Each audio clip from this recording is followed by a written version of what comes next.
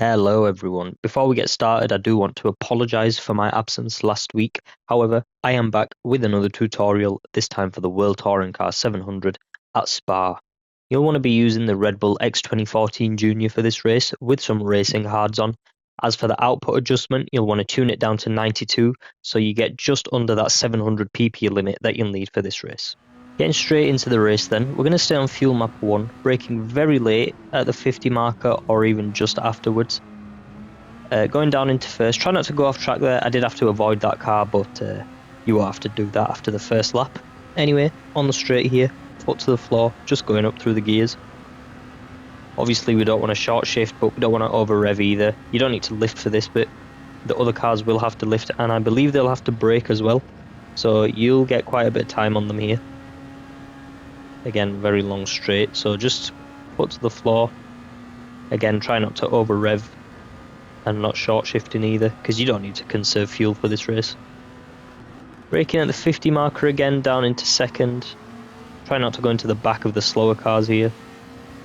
Up into third, braking. You can just lift there, but obviously cars were ahead. Braking into second. Braking at that little black sign on the left you see there, into first. Try not to go too wide.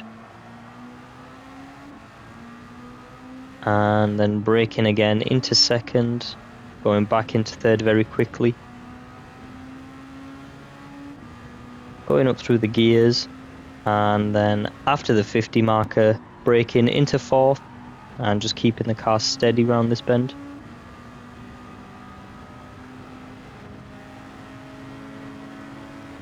Again, braking very late at the 50 marker, into second, and again back into third quite quickly. Keep it in third here. You can lift if you need to, which you probably will have to.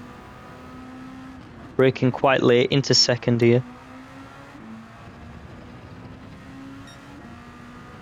Now I did lift here because I would have gone wide, but if you keep it tight and you hit the apex, you won't have to lift.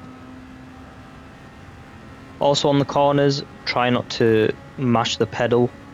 You will spin. This car loves to slide, so don't do that. Coming up here, braking at the 50 marker again. Or it might have been the 100. Brake at the last marker there. Keep it in first round both of those corners. And that is the first lap done. End of lap 5, and we are coming into pit because, as you can see by the weather radar, it has started to rain. We're going to put intermediate tyres on, no refueling. You've got enough fuel to make it to the end of the race. Now, on Gran Turismo, the weather does differ between people, not just race to race, but you know, my race might be different to yours in terms of weather. So just keep checking the weather radar. You don't need to keep it on the fuel map because you've definitely got enough fuel. Check the weather radar. If it's dry, no need to pit.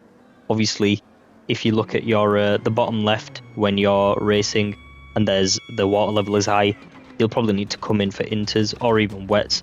I came in for inters. You might need to too.